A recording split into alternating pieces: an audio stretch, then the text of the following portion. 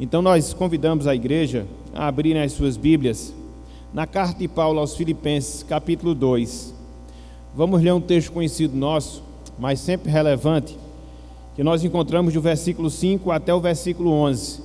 Filipenses, capítulo 2, versículos 5 até o versículo 11. Assentados como todos estão, vamos proceder com a leitura. Diz-nos o seguinte: irmãos e amigos, a palavra do Senhor. Tende em vós o mesmo sentimento que houve também em Cristo Jesus, pois ele, subsistindo em forma de Deus, não julgou como usurpação o ser igual a Deus. Antes, a si mesmo se esvaziou, assumindo a forma de servo, tornando-se em semelhança de homens e reconhecido em figura humana. A si mesmo se humilhou, tornando-se obediente até a morte e morte de cruz.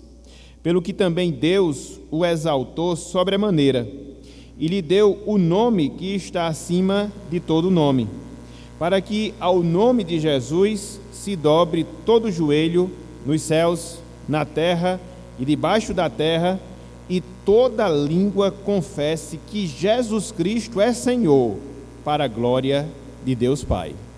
Até aqui, até o versículo 11, que o Senhor nos abençoe e que Ele aplique a sua santa palavra em nossos corações. Amém. Meus irmãos, meus amigos, Jesus Cristo é o Senhor, é uma declaração aparentemente simples,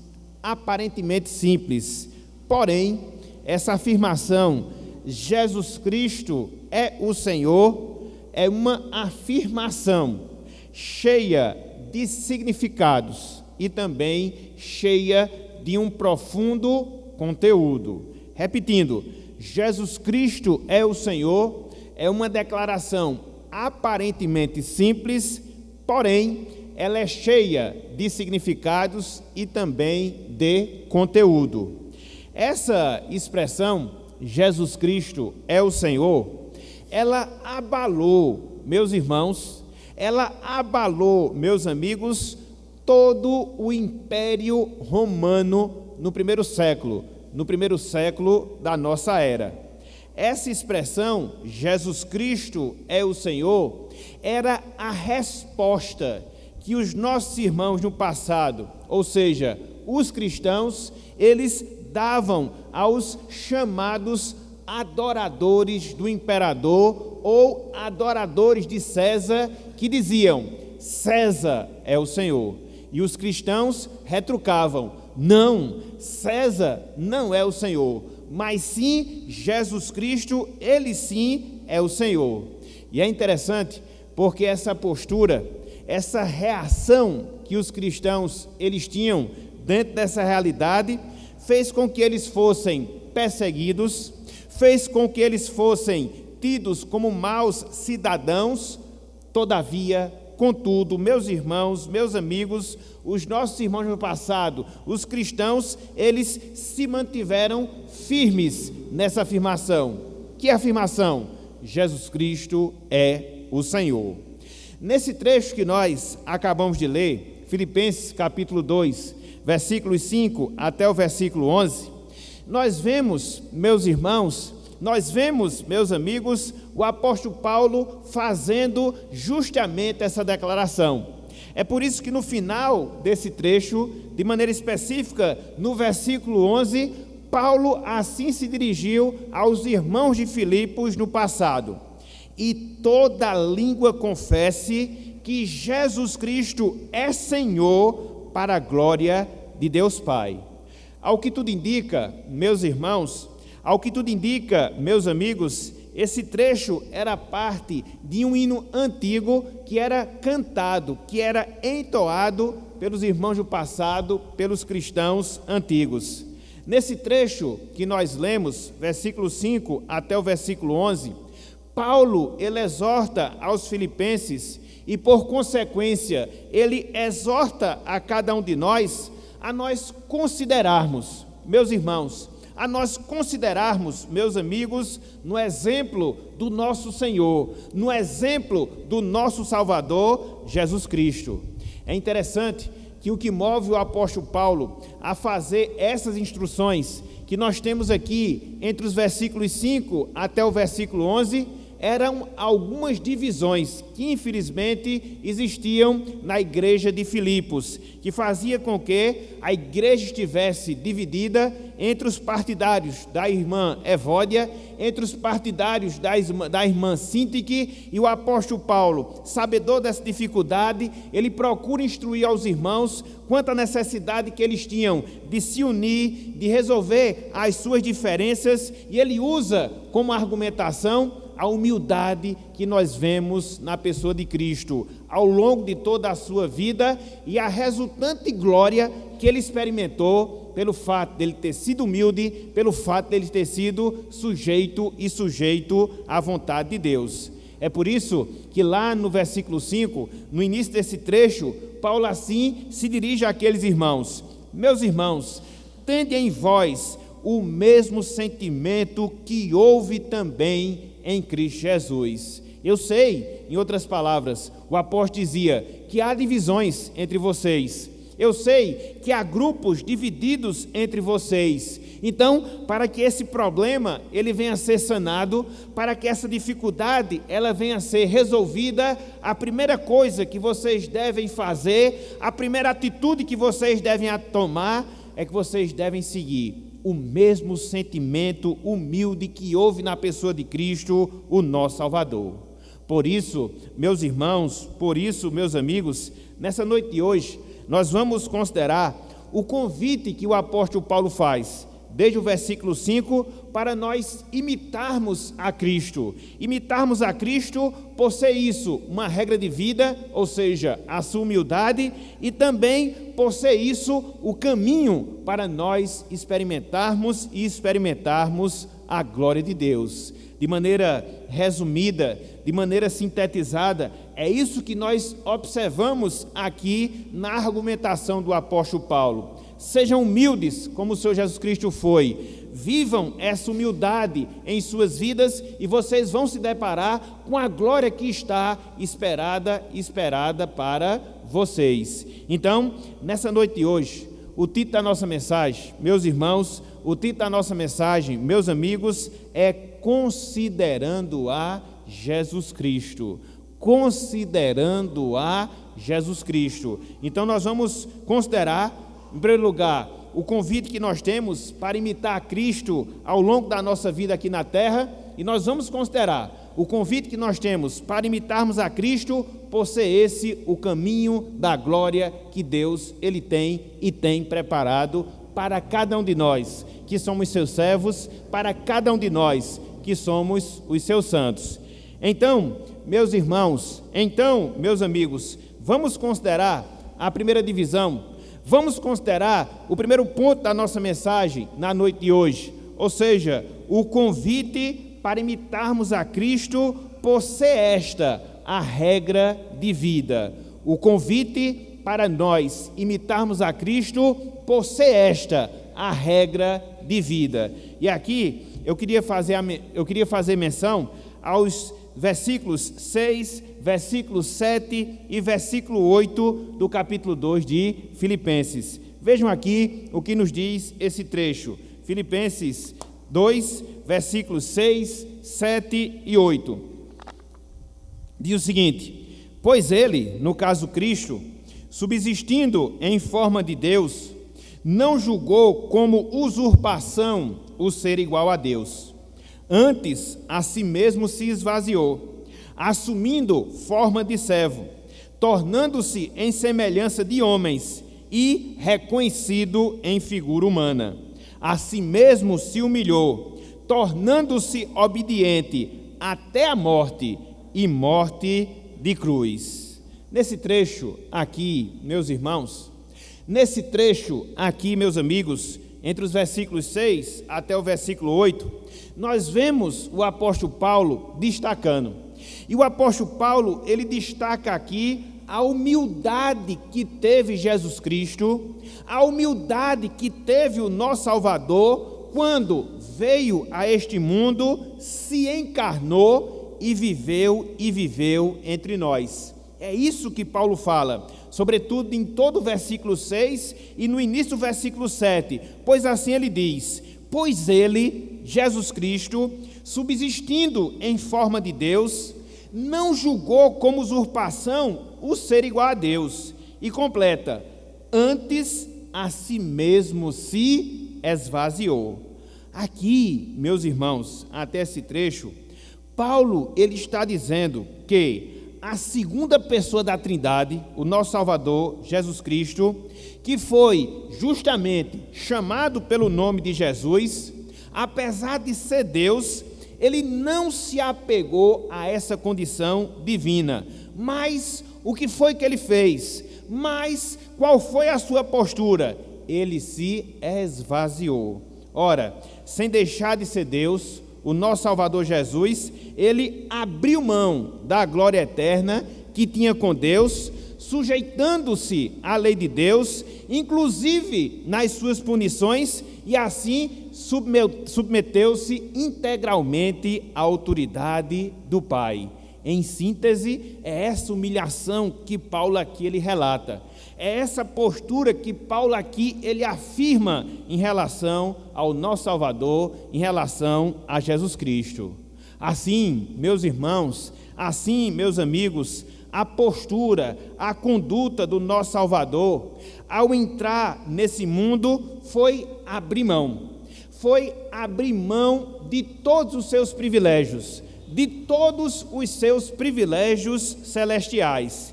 E isso Cristo fez, e essa foi a forma como Cristo agiu. Para quê? Para poder nos remir. Para quê? Para poder nos salvar. Para quê? Para poder nos proporcionar a salvação. Dessa forma, meus irmãos, dessa forma, meus amigos, Cristo ele estava demonstrando o maior, prestem atenção nisso. Dessa forma, Cristo ele estava demonstrando o maior exemplo de humildade que toda a humanidade já viu e já testemunhou. A gente olha para a história atual, a gente olha para a história passada e se depara com muitos casos de pessoas, homens e mulheres, religiosos ou não, que demonstraram uma certa humildade, que viveram com uma condição de certa forma humilde, não no sentido financeiro em si, mas no sentido da sua postura. Contudo, quando nós comparamos todos esses exemplos, quando nós comparamos todos esses personagens, nenhum deles, meus irmãos, nenhum deles, meus amigos, equipara-se à pessoa de Cristo, à pessoa do nosso Salvador. Assim, meus irmãos, assim, meus amigos, ao exortar os crentes a terem o mesmo sentimento de Cristo, conforme nós vemos no versículo 5, Paulo, ele deixou muito claro que eles deveriam buscar uma vida de humildade, uma vida de sujeição à pessoa de Deus. Essa é a síntese, é a regra a que nós somos convidados, a imitarmos a Cristo, a sua humildade. Por quê? Porque esta é a regra para a nossa vida no presente instante, no presente momento. Contudo, meus irmãos, meus amigos, o apóstolo Paulo, inspirado por Deus, ele vai além na sua exortação para uma vida de humildade calcada, baseada no exemplo de Cristo. E aí, quando nós olhamos o restante desse trecho, nós percebemos alguns detalhes, algumas especificações acerca dessa humildade que Cristo ele evidenciou enquanto esteve entre nós, que Cristo evidenciou enquanto esteve aqui na terra. E aí, seguindo a sequência aqui do texto, nós podemos observar 4 maneiras.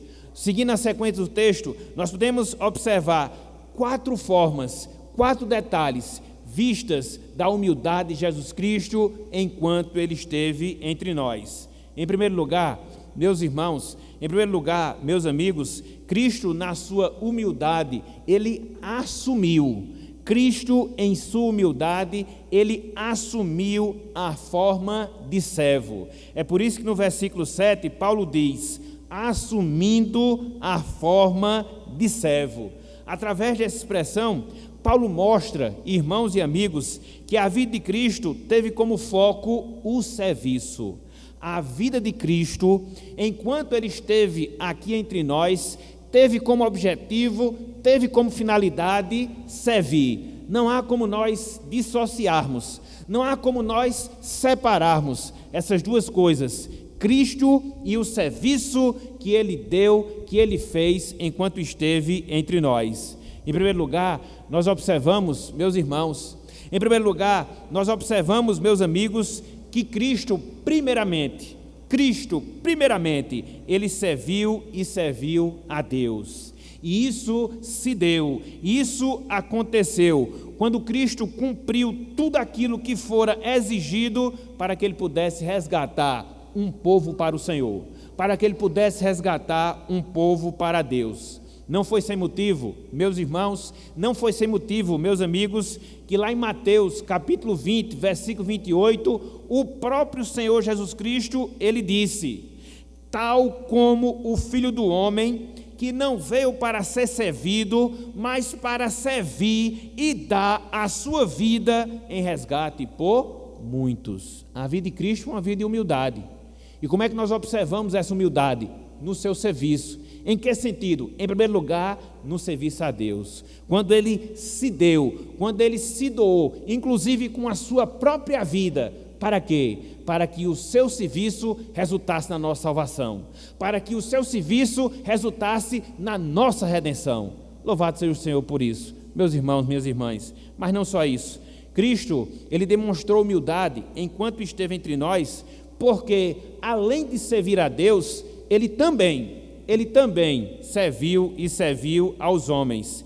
Cristo, irmãos, Cristo, amigos, vivenciou uma disposição ímpar para atender às necessidades dos pecadores. Cristo vivenciou uma disposição ímpar para atender à necessidade dos pecadores. É por isso que nós observamos ao longo dos evangelhos que Cristo ministrando palavras de salvação.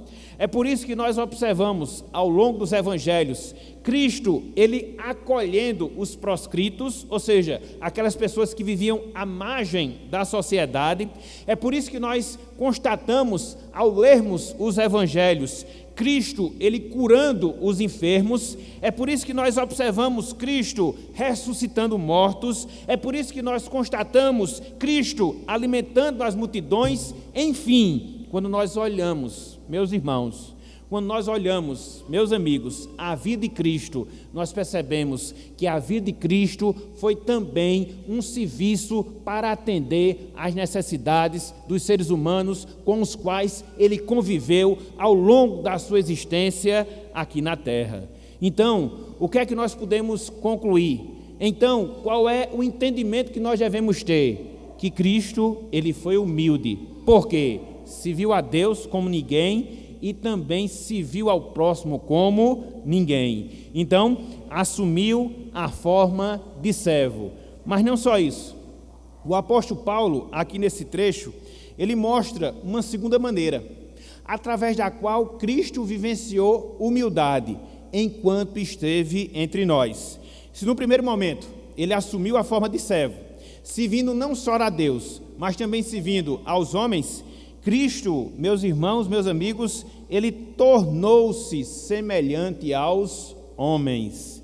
Cristo, ele tornou-se semelhante aos homens. Olha só o que nós temos também no versículo 7. Olhem só, tornando-se em semelhança de homens. Aqui nesse trecho, Paulo mostra que Cristo, ele não foi diferente em nada dos demais seres humanos, exceto no pecado, com exceção do pecado. Ao assumir a natureza humana, Cristo, ele experimentou na sua própria pele a condição decaída, a condição enfraquecida que o pecado provocou em cada um de nós, que somos seres humanos, homens e mulheres. Cristo, ao longo da sua vida aqui na terra, teve necessidades físicas, como fome, como sede. Cristo, ao longo da sua vida aqui na terra, entristeceu-se. Cristo, ao longo da sua vida aqui na terra, angustiou-se, chegando ao ápice no Getsêmani, quando ele estava ali em agonia, orando e orando ao Senhor. Enfim, irmãos, enfim, amigos, como ser humano, Cristo não pecou, mas experimentou todas as realidades e necessidades que os seres humanos experimentam aqui na terra. Veja que Cristo, ele abdica das glórias celestiais, dos privilégios celestiais, e ele se encarna, tornando semelhante aos homens, com exceção apenas do pecado. Então, é uma segunda forma. Então, é uma segunda maneira de nós enxergarmos a humildade que Cristo vivenciou enquanto esteve entre nós. Mas não só isso, meus irmãos. Além de assumir a forma de servo, além de se tornar semelhante aos homens, Cristo, ele foi reconhecido como um homem. Cristo, ele foi reconhecido como um homem. É o terceiro aspecto da sua humildade mencionada aqui pelo apóstolo Paulo. É por isso que ainda no versículo 7 ele diz: reconhecido em figura humana. Reconhecido em figura humana. Então, Paulo, ele mostra que, pelo fato de Jesus Cristo ser semelhante aos homens, exceto no pecado, foi reconhecido, foi visto como tal. Talvez esse tenha sido um dos problemas pelos quais Cristo passou enquanto esteve entre nós. Infelizmente, muitas pessoas com as quais se relacionaram ou com as quais Cristo se relacionou apenas o viram, apenas o reconheceram como homem, mas não como Deus, mas não como Salvador. Talvez foi por causa disso que muitos desacreditaram das afirmações, que muitos desacreditaram dos ensinamentos que Cristo fez ao longo do seu ministério aqui na terra e que procuravam mostrar ao homem justamente a sua divindade. Contudo, irmãos, amigos, ninguém jamais poderá argumentar que Cristo não pudesse ser percebido como um ser humano. Então, uma terceira demonstração de humildade que Cristo ele evidenciou enquanto esteve entre nós, enquanto esteve aqui na terra. Ele foi reconhecido como servo, ele foi semelhante a homens, ele foi reconhecido como homem. Mas não só isso. Por fim, Cristo ele foi obediente, de obediente até a morte. Vejam aí o versículo 8. Filipenses capítulo 2, versículo 8. Talvez aqui é onde ele chega no mais profundo abismo, vamos assim dizer, da sua humildade. Olha só o que Paulo fala aqui no versículo 8. Tornando-se obediente até a morte e morte de cruz. Tornando-se obediente até a morte e morte de cruz. Meus irmãos, a morte na cruz trazia consigo alguns detalhes que muitas vezes a gente não se apercebe, que muitas vezes a gente não considera. Em primeiro lugar, morrer na cruz significa morrer de maneira dolorosa, pois envolvia uma série de castigos físicos que precediam a crucificação e até mesmo a própria crucificação. Então, quem morria crucificado passava naturalmente por muitas dores, e Cristo passou por todas essas dores. Repito, as dores que antecederam a crucificação e as dores próprias da própria crucificação. Mas não só isso, a morte da cruz era algo humilhante. E por que era algo humilhante? Porque a pessoa que era crucificada, ela tinha por obrigação carregar o instrumento da sua morte por toda a cidade, para que todos vissem, para que todos percebessem, e foi também isso que Cristo fez. Ele carregou a sua própria cruz. E por fim, morrer numa cruz era algo maldito. Tanto é que lá em Deuteronômio, capítulo 21, versículo 23, a palavra de Deus assim diz: porquanto o que for pendurado no madeiro é maldito de Deus. Então, eram todas essas mazelas, meus irmãos, eram todas essas mazelas, meus amigos, que envolvia uma morte de cruz. Era uma morte dolorosa, era uma morte humilhante, era uma morte amaldiçoada, e a Bíblia diz que Cristo ele foi obediente até chegar nesse ponto. Cristo ele foi obediente até chegar nesse nível de se sujeitar a Deus, morrendo numa cruz. Então, são essas 4 formas, vamos assim dizer. Então, são essas 4 maneiras destacadas pelo apóstolo Paulo, que aponta para a humildade de Jesus, humildade esta que ele vivenciou ao longo da sua vida aqui na terra. Ele assume a forma de servo, servindo a Deus, servindo aos homens. Ele torna-se semelhante aos homens, exceto no pecado. Ele é reconhecido como homem e ele é obediente até a morte e morte de cruz. Uma morte dolorosa, uma morte vexatória e uma morte maldita para cumprir a vontade de Deus em suas vidas. Diante disso, meus irmãos, diante disso, minhas irmãs, nós não devemos deixar de perceber que grande Salvador nós temos. Nós não devemos deixar de perceber que grande Salvador nós temos. Um Salvador que se humilhou a um grau tão degradante em termos humanos, contudo, ele fez justamente para nos remir. Contudo, ele fez justamente para nos salvar. E esse é o remédio que Paulo dá contra a desunião que ele via ali na igreja de Filipos. Meus irmãos, se vocês estão desunidos, meus irmãos, se vocês estão divididos, o que é que vocês devem ser? Sejam como Cristos. Como é que vocês devem agir? Ajam na humildade de Cristo. Tenham o mesmo sentimento que Cristo teve, de humildade, de abrir mão dos seus privilégios, de abrir mão das suas prerrogativas divinas em alguns momentos. Para quê? Para poder propiciar a salvação e a salvação do seu povo. É por isso, meus irmãos, é por isso, minhas irmãs, que quando nós celebramos a Santa Ceia, esse sentimento ele deve existir no nosso coração. Quando nós nos lembramos de toda a dor, quando nós nos lembramos de todo o sofrimento, quando nós nos lembramos de toda a humildade que Cristo evidenciou enquanto esteve entre nós, para poder propiciar a nossa salvação, esse também deve ser o sentimento que deve existir em cada um de nós. Essa é a conduta que deve marcar a nossa vida aqui na terra. Muitas vezes nós somos tão orgulhosos, muitas vezes nós somos tão jactanciosos, soberbos, e muitas vezes pensamos que somos ou fazemos alguma coisa.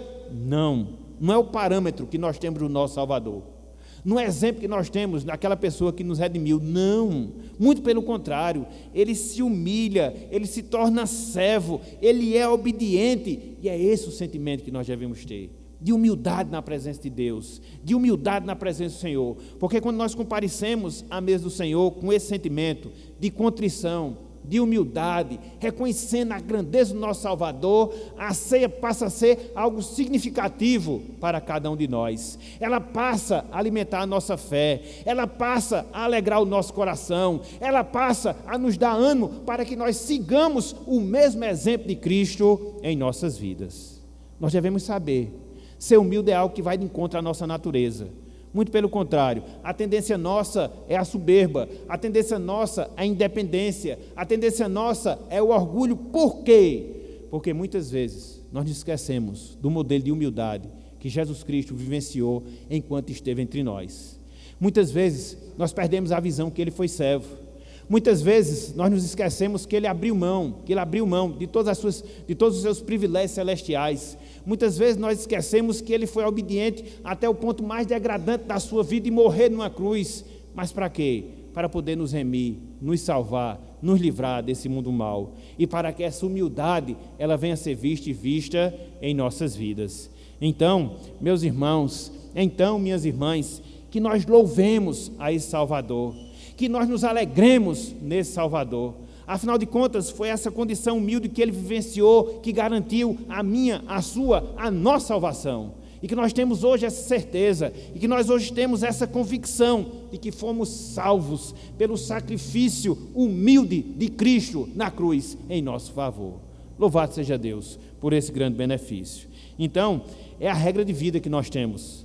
a regra de vida que nós temos ao longo da nossa caminhada aqui na terra. O quê? Humildade. Assim como nosso Salvador foi humilde, reconhecendo as nossas fraquezas, reconhecendo as nossas limitações e dependendo de tudo em Deus na nossa caminhada e na nossa jornada cristã aqui na terra.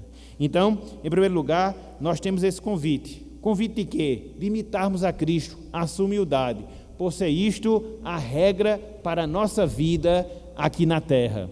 Mas não só isso. Em segundo lugar, meus irmãos, em segundo lugar, meus amigos, nós temos um segundo convite de imitarmos a Cristo por ser este o caminho da glória. O segundo convite de imitarmos a Cristo por ser este o caminho da glória. Veja aí o que nós encontramos entre os versículos 9, 10 e 11. Filipenses 2, versículos 9, 10 e 11. Diz o seguinte: pelo que também Deus o exaltou sobremaneira, Cristo, e lhe deu o nome que está acima de todo nome, para que ao nome de Jesus se dobre todo o joelho, nos céus, na terra e debaixo da terra, e toda a língua confesse que Jesus Cristo é Senhor, para a glória de Deus Pai. Nesse trecho, meus irmãos, nesse trecho, meus amigos, nós vemos o apóstolo Paulo apontando para a exaltação de Cristo. Veja como é contrastante esses dois trechos aqui da carta aos Filipenses. Até o versículo 8, nós vemos o quê? A humildade de Jesus.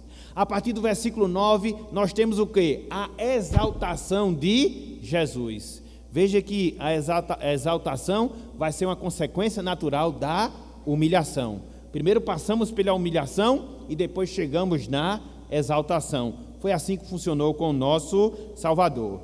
Então, uma vez que Cristo cumpriu tudo aquilo que estava reservado para ele como Salvador, a tal ponto que ele chegou a morrer numa cruz, o que foi que Deus fez com ele? Qual foi o tratamento que Deus deu a Jesus? Deus o exaltou. É por isso que Paulo diz, pelo que também Deus o exaltou sobremaneira, e lhe deu o nome que está acima de todo nome. Essa expressão que nós encontramos aqui no versículo 9, exaltou sobremaneira, ela significa literalmente que Deus super exaltou a pessoa de Jesus. Deus, ele super exaltou a pessoa de Jesus. E isso aconteceu, meus irmãos, isso aconteceu, meus amigos, quando Cristo, ele ressurge dos mortos, no primeiro dia da semana, no domingo, quando Cristo, ele ascende aos céus após alguns dias, e quando Cristo, ele é entronizado à direita de Deus. Ele chega no estágio em que nós chamamos de estágio de exaltação. Ele sai da humilhação e passa para a exaltação. Então, nós percebemos, meus irmãos, meus amigos, que há um contraste muito vívido entre esses dois momentos na vida de Cristo, no caso do nosso Redentor. Conforme nós vimos no ponto anterior, Cristo, ele se humilhou, chegando ao ponto de morrer a morte mais vexatória, a morte mais vergonhosa que um ser humano poderia ter morrido. Contudo, irmãos, amigos, pelo fato de ter feito a vontade de Deus, Cristo, ele é agora exaltado, recebendo o nome que está acima de qualquer nome, quer nos céus, na terra ou debaixo da terra. É bem interessante nós atentarmos para o significado da palavra dar, ou do verbo dar, que nós temos no versículo 9. Significa algo que é graciosamente dado. Foi justamente isso que o Pai fez com o Filho. Ele deu de maneira espontânea, ele deu de maneira graciosa o maior, o melhor, o superior de todos os nomes, pelo fato de Cristo ter cumprido a vontade de Deus em tudo, chegando ao ponto de morrer e morrer na cruz do Calvário. E é interessante, meus irmãos, meus amigos, porque quando nós seguimos na sequência do texto, nós vemos qual foi a finalidade, nós vemos qual foi o objetivo, nós vemos qual foi o propósito da exaltação do nosso Salvador, e nós encontramos isso justamente no versículo 10. Olha só o que nós temos aqui no versículo 10, olha só: para que ao nome de Jesus se dobre todo o joelho, nos céus, na terra e debaixo da terra. Aqui no versículo 10, Paulo está visualizando o futuro. Paulo está com os olhos na eternidade. Para que momento? Para que instante? Para o momento, meus irmãos, para um instante, meus amigos, em que o nosso Salvador retornará em glória para buscar a sua igreja. O texto nos diz que ele será adorado por todos os seres inteligentes, existentes em todas as esferas do universo, quer seja do universo físico, quer seja do universo espiritual. E é interessante, porque quando nós olhamos aqui no versículo 10, nós constatamos três classes, três categorias de seres que prestarão de joelhos dobrados adoração ao nosso Salvador dentro dessa sua exaltação. Em primeiro lugar, os seres celestiais. Sim, os seres celestiais se prostrarão em adoração, exaltando o nosso Salvador.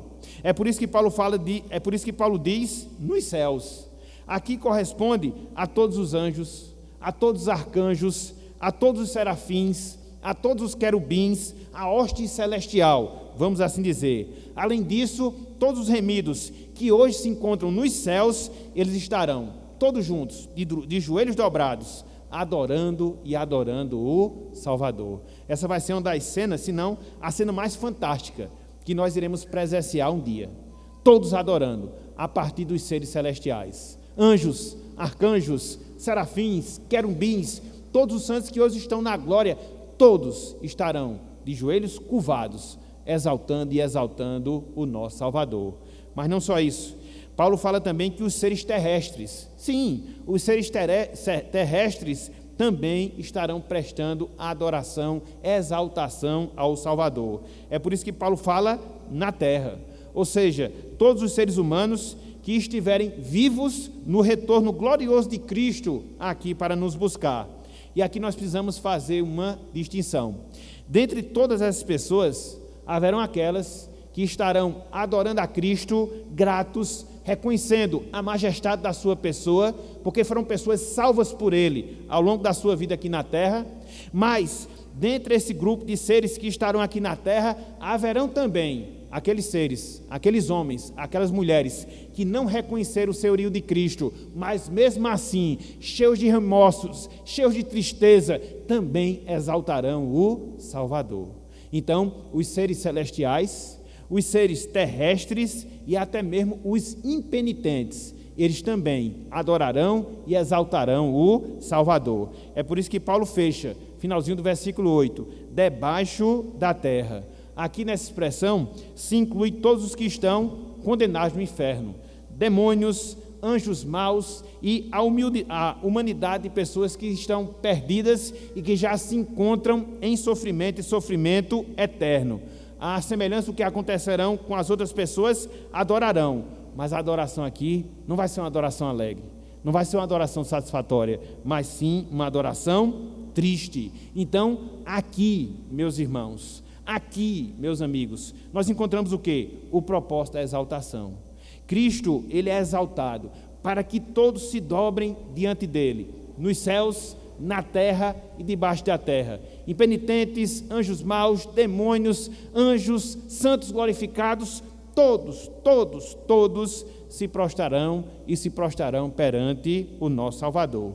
E dessa forma, meus irmãos, meus amigos, seguindo aqui na sequência do texto, o apóstolo Paulo, ele chega ao ponto alto do seu argumento e do seu pensamento, pois ele mostra que todas as pessoas estarão confessando Cristo com o seu nome específico. E qual é o seu nome? É o que nós encontramos justamente no versículo 11. E toda língua confesse que Jesus Cristo é Senhor. Essa vai ser a adoração, esse vai ser o louvor, essa vai ser a exaltação que Cristo receberá na consumação de todas as coisas. Esse nome tão excelso, esse nome tão glorioso, que aponta para o fato de Cristo, ele ser o nosso Salvador, Jesus, que aponta para o fato de Jesus Cristo ser o enviado de Deus, por isso o nome Cristo, que aponta para o fato dele ser soberano, por isso é dito que ele é o Senhor. É interessante nós podermos focar nesse fato, porque quando nós olhamos o registro bíblico, nós percebemos que os nomes na Bíblia, eles tinham um significado todo especial.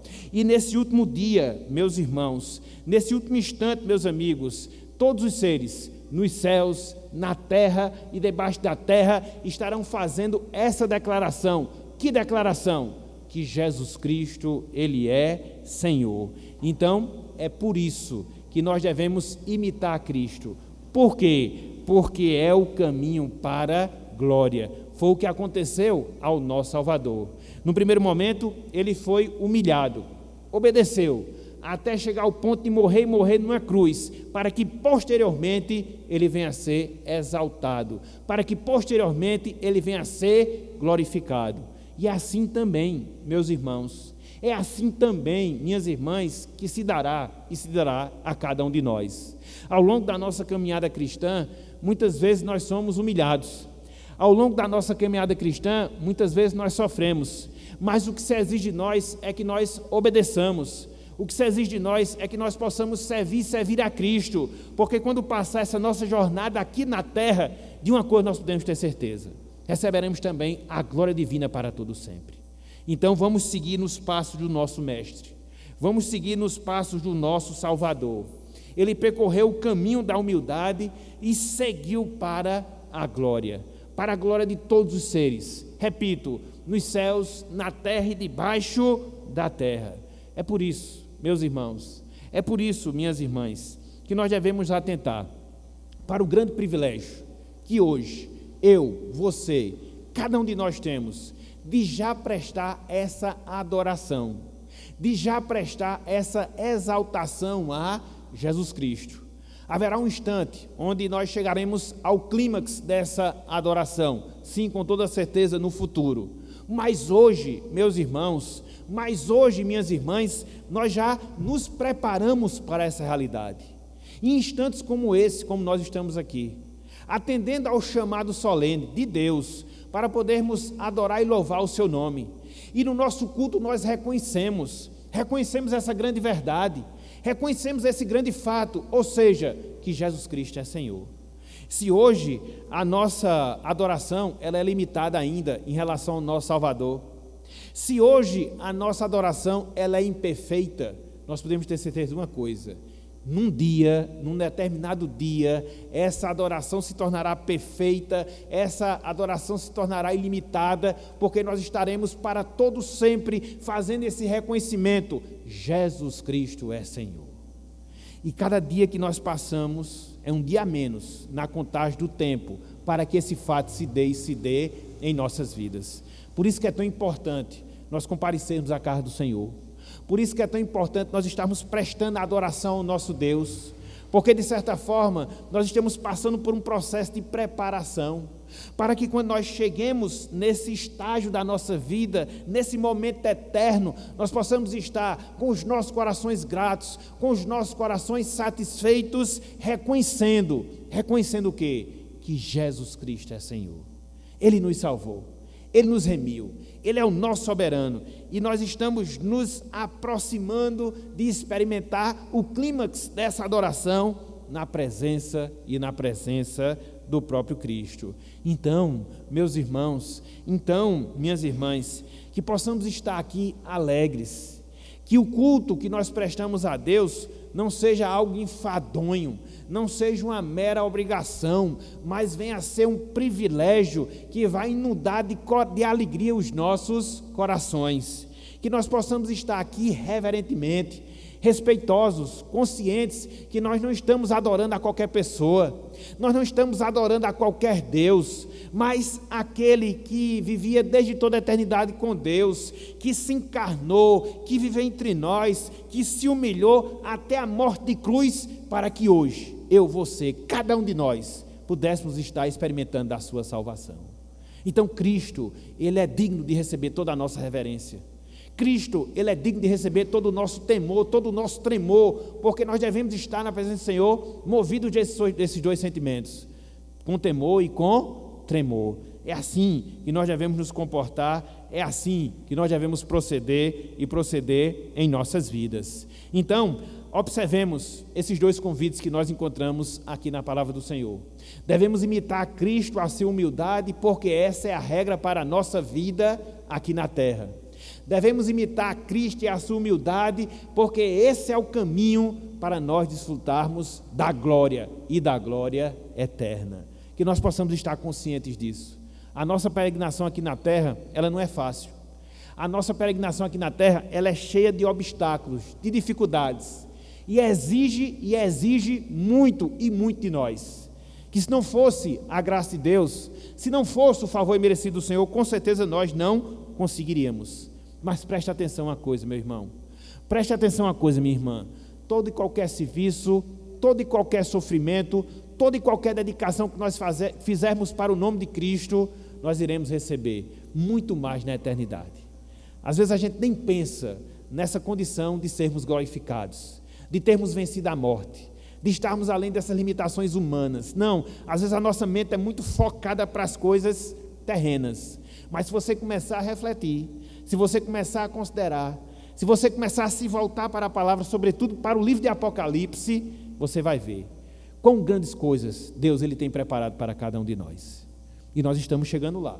Mais um pouco de tempo, nós estaremos lá, na presença do próprio Deus, glorificando, honrando e exaltando a pessoa do nosso Salvador, Jesus Cristo, o Senhor. Então, nós queríamos encerrar a nossa meditação com mais duas aplicações, bem rápidas mesmo. A primeira delas, para nós, meus irmãos, para nós, minhas irmãs. Em que sentido? No sentido, meus irmãos, minhas irmãs, que nós devemos nos dispor a anunciar esse nome. Que nome? Jesus Cristo, o Senhor. Deus chamou a mim, Deus chamou a você, Deus chamou a cada um de nós e nos responsabilizou desse compromisso. De quê? De anunciarmos, de proclamarmos, de falarmos que Jesus Cristo é Senhor. Mas é uma expressão tão pequena, tão limitada, mas foi aquilo que eu falei na introdução da nossa mensagem. Ela é cheia de significados, ela tem um profundo conteúdo, porque ela resume, meus irmãos, minhas irmãs, todo o plano de salvação. Ela aponta para o fato de que Deus se encarnou para nos salvar, por isso ele tem esse nome, Jesus, Deus é salvação. Ela aponta para a realidade que esse Jesus, ele veio como enviado de Deus para fazer a sua vontade e assim propiciar a nossa salvação. Por isso ele tem o nome de Cristo. E ele é o Senhor soberano, que comanda céus e terra para a glória do seu nome. Então, um anúncio simples, vamos assim dizer, porém carregado de significados. E nós fomos chamados para isso, meus irmãos. Nós fomos chamados para isso, minhas irmãs. Nós somos chamados para proclamar que Jesus Cristo é Senhor e que os homens são sim devedores da sua glória e que os homens são sim devedores da sua adoração, que se não o fizerem com os corações gratos, o farão por obrigação, conforme Paulo fala aqui, nos céus, na terra e debaixo da terra. Infelizmente haverão essas categorias de homens, de anjos maus, até o próprio diabo, de se curvar perante Cristo. Então que nós possamos notificar as pessoas do caminho no qual eles estão andando, que nós possamos mostrar a elas que somente esse Jesus Cristo, que é Senhor, é capaz de salvá-la, é capaz de redimi-la, é capaz de transformá-la, e Deus nos incumbiu, meus irmãos, dessa responsabilidade. Deus nos chamou para cumprir essa obrigação. E será que nós estamos cumprindo essa obrigação? Será que nós estamos sendo testemunhas de Deus? Será que nós estamos dando a proclamação do seu nome, anunciando que Jesus Cristo, ele é Senhor? Ou não? Estamos dando muito mais atenção aos nossos compromissos, às nossas obrigações e às nossas inquietações aqui na terra. Nós não podemos fugir da realidade.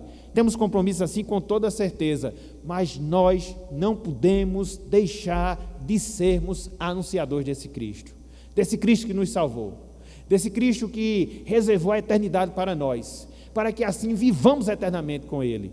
Então, que nós possamos, meus irmãos, que nós possamos, minhas irmãs, cada vez mais nos envolvermos nessa responsabilidade. Eu sou um proclamador, eu sou um anunciador de Jesus Cristo o Senhor, quer na minha casa, quer no meu trabalho, quer na sociedade, para que assim, através de mim, nós possamos tornar o nome de Cristo conhecido entre tudo e de todos.